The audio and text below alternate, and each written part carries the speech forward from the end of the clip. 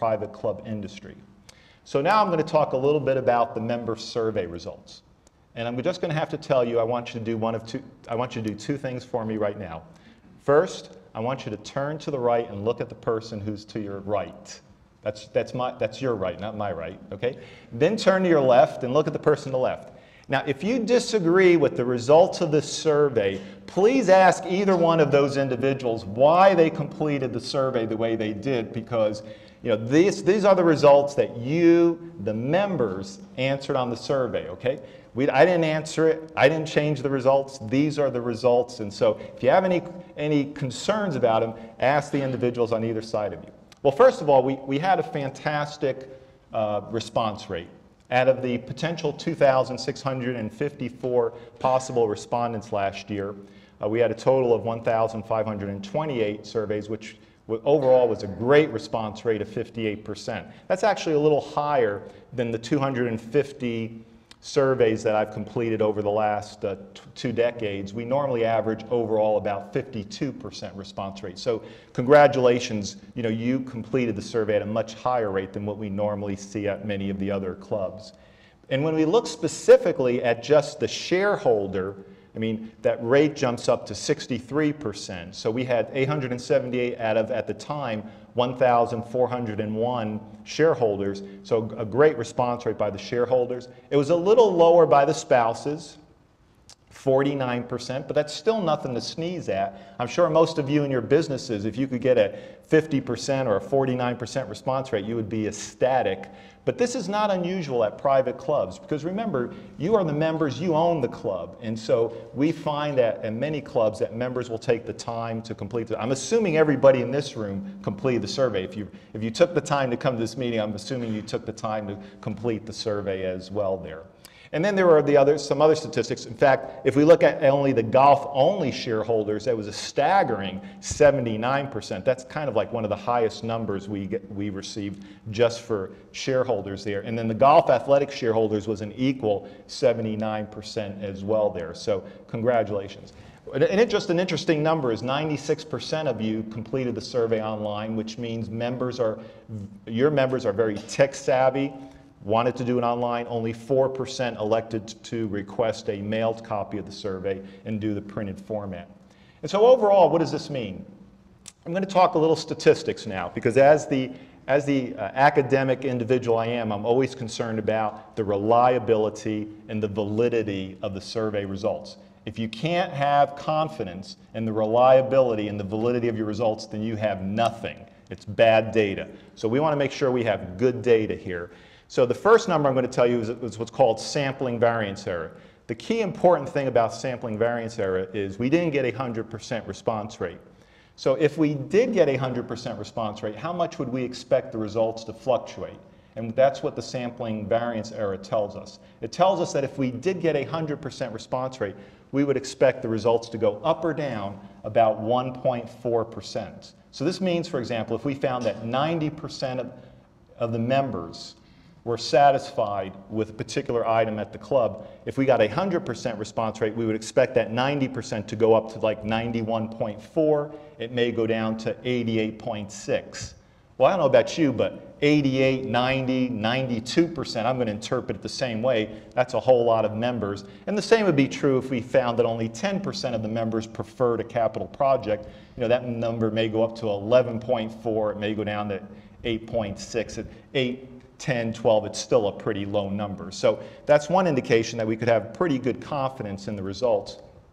But I'm still not happy, so I want to now, with the table I have in front of you, is just comparing some of the demographics of the survey respondents to the demographics of your overall membership. And the column in the middle is the overall membership. So for example, 12% of all your members are under the age of 40, 34% of all your members are in their 40s, and then the column to the right is the percentage of the survey respondents. 13% of the survey respondents were under 40, 35% were in their 40s.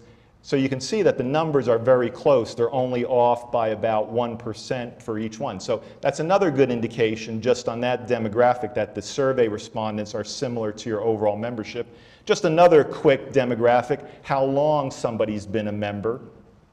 16% of all your members have joined the club within the last 3 years. 15% have been members for 4 to 5 years. The survey respondents, 17% were members for 3 years or less, 13% for 5. Again, once again, we're plus or minus 1 to 2% with the length of membership. Another good indication that, again, the demographics of the respondents were similar to the overall membership. But I'm still not happy that I haven't answered the question about non-response bias. And for any of you that feel that completed the survey, well, even if you didn't complete the survey, you still probably possibly got all these calls, but if you were part of the control group and you were not told that you were part of a control group, otherwise it could bias the results, but you may have received numerous emails and or phone calls and or letters reminding you to complete the survey over the 3-week periods. And so we constantly tried to stay after this control group, because if you think, for most of you in your business, you don't send out a survey for every single customer you have. You're going to have a sample, and that sample is going to be perfectly representative of your overall customer base. And then you're going to stay after them to get as high a response rate as possible. And then if you get a good response rate, then you are assured that you have non-response bias. So the key thing is to try to get individuals who normally would not respond to the survey, and that's what we were doing with the control group. And I'm telling you, we had a great response rate by the control group. Some of you may have felt you were bugged. I do not apologize for that, because we needed to make sure that we got a high response rate within this control group, and we ended up getting a 91% response rate. I'll have to tell you right now, I don't need the 58%. This 91% control group will accurately tell me how 100% of the members would answer that survey. But I know that some of you, since you're members of the club, you're the owners of the club, if you were not given the opportunity to voice your opinion, you would be extremely upset. I know I would be upset. So we allow all members to answer the survey, but we need to answer the question, do we have potentially non-response bias within the 58% that responded to the survey? And that's the purpose of this control group. So what we did with the control group then is we statistically analyzed every question with the control group with the 58% response rate. And what we found was that there was only one question where there was a difference, and it was one of the satisfaction questions. So this led me to the assumption that we did have a very valid and reliable results in the 58%, and that we can assume that is very representative of the entire membership there. So with that, let's get to some of the results of the survey. First of all, when we asked members what are the most frequently used areas, most of you said dining, obviously, because everyone can dine at the club. And then the second most often indicated area of frequent uses was fitness, followed by golf and aquatics.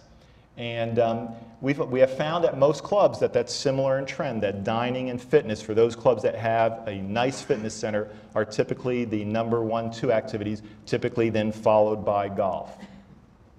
Again, no surprise, the number of children that you have at your club, that 69% of the respondents indicated that they had at least 1 or more children. We already knew that just from the overall number of members that we know that are at the club with children there. But the interesting number, if you look down at the bottom, is that, and I'm going to always refer to this group of similar clubs. Again, doing work for 252 private clubs over the last 2 decades, I've assembled a huge database of clubs. And the question that always comes up, typically by the board and even by members, is, well, okay, we had such and such a percentage of satisfaction, or we had such and such number of members who said this was important. Is that good or bad, or how does that stand? And obviously everybody would have an opinion on what's good or bad. So the question is what do comparable clubs would have been their average? So what I did was I selected about 25 clubs that were comparable in terms of types of facilities, pricing structure, metropolitan size, and so forth, and then had some, what I call, what are the averages at those clubs. Not to say that that's the number you should go, but it's just another number to maybe look at to say, where do we stand, and are we higher or lower of those particular numbers in comparison to those comparable clubs. At comparable clubs, typically we only have 40% of the members indicating that they have children. So definitely having children, being family oriented is much more important here at the Derrick Club than